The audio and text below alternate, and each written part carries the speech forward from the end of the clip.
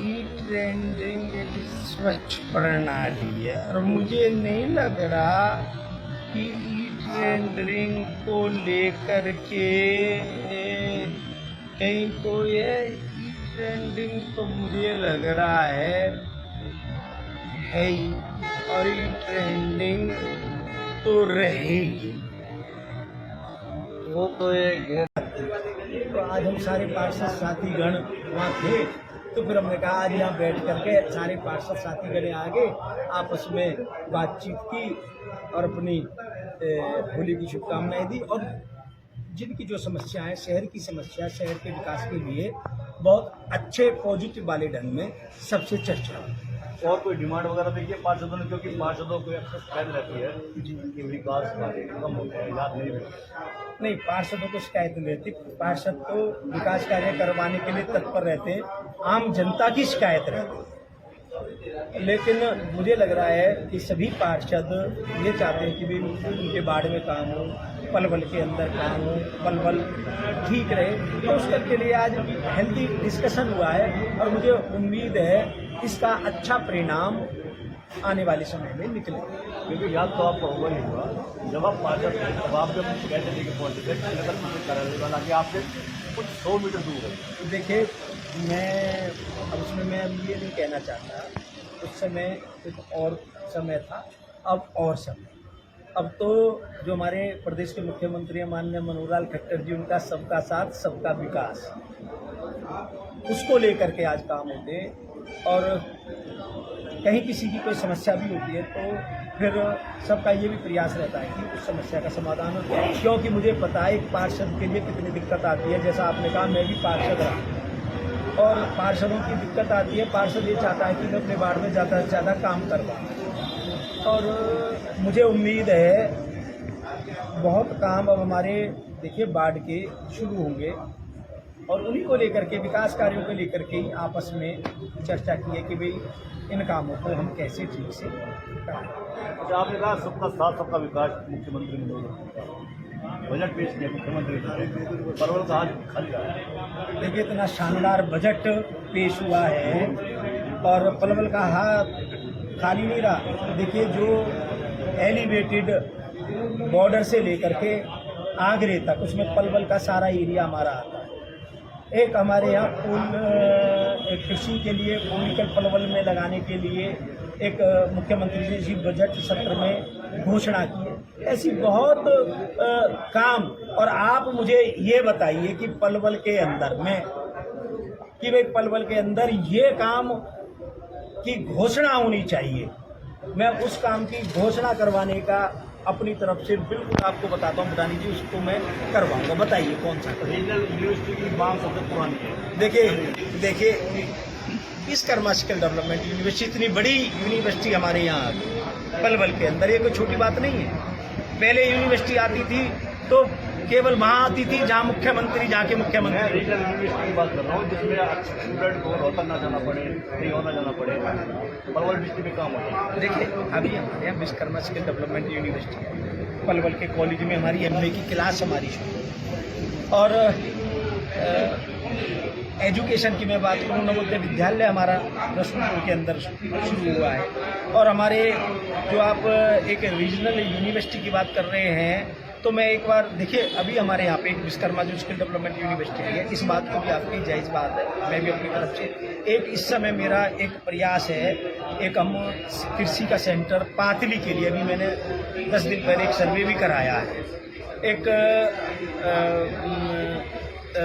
4 university से एक हम उसके अंदर एक कृषि के लिए एक हम यहाँ एक सेंटर लाने का हम पूरा प्रयास कर रहे हैं, उसकी घोषणा भी हमने कर दी।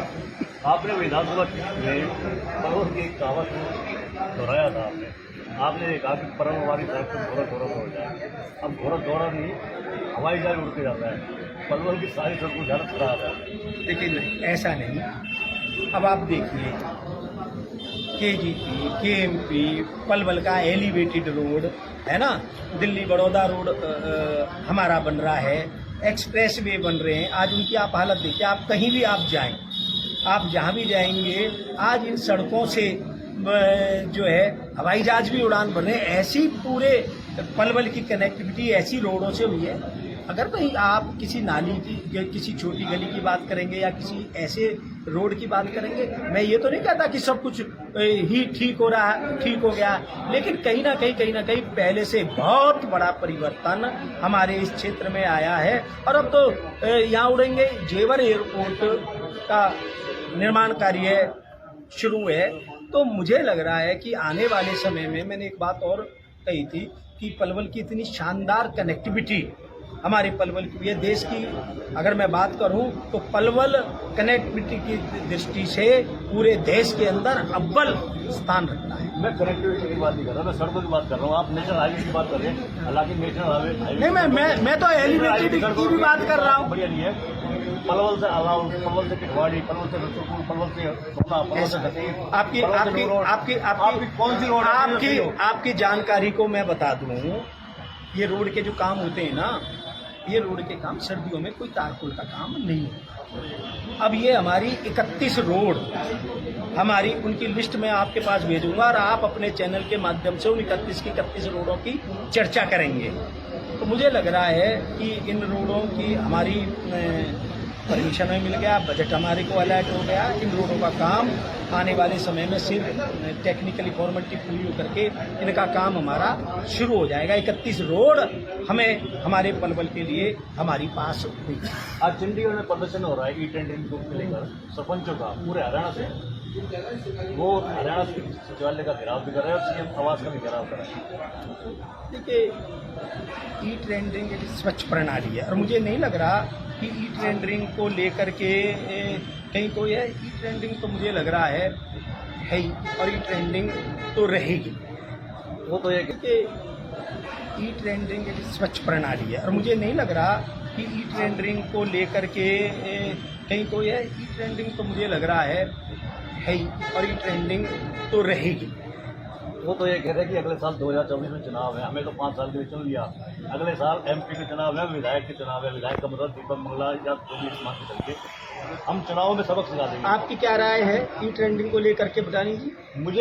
मैं सवाल आपसे कर रहा हूँ कि आप नहीं, मैं भी तो आपसे सवाल कर रहा हूँ। आम जनमानस, आप जवाब देने के बजाय देखिए, मैं ऐसे आपको पता ऐसे नहीं बतानी जी। मैं इसलिए करता हूँ कि आपसे मैं इसलिए कर रहा हूँ। देखिए, ई ट्रेंडिंग अच्छी व्यवस्था है, अच्छी है, तो फिर सरपंच के खिलाफ है, वो भी तब ये आप कह रहे हो। भूटानी जी इतने वरिष्ठ आप पत्रकार हो, इतने सीनियर पत्रकार हो, लेकिन उसी सीनियरिटी और इतने वरिष्ठता के नाते ही सवाल करो ना। ये सवाल किससे करना चाहिए? विधायक से कराऊंगा। नहीं, ये किससे सवाल नहीं, उन्होंने ज्ञापन भी दिया है। ऐसा फिर आपको ऐसा नहीं भूटानी जी। देखिए, ई ट्रेंडिंग एक अच्छी प्रक्रिया है और हम अपनी सोच को हम अपनी सोच को बड़ी रखते हैं। जो अच्छी बात है, हम उस बात के लिए अगर कहीं कोई विरोधाभास भी हो रहा है तो एक अच्छे उसके लिए हमें ठीक बात करनी चाहिए। बाकी और कहीं कोई समस्या है, वो एक अलग है। मुझे लग रहा है कि ई ट्रेंडिंग से विकास कार्य कहीं कोई बाधित नहीं होगा। समाज के अंदर ईमानदारी, शुचिता आएगी। मुझे नहीं लगता कि इसमें कहीं कोई दिक्कत नहीं। सरपंच का चुनाव में 2024 के चुनाव में, एमपी के चुनाव में, विधानसभा के चुनाव में खिलाफत करते तो उसका क्या असर पड़ेगा? धन्यवाद। आप नहीं सुधरोगे।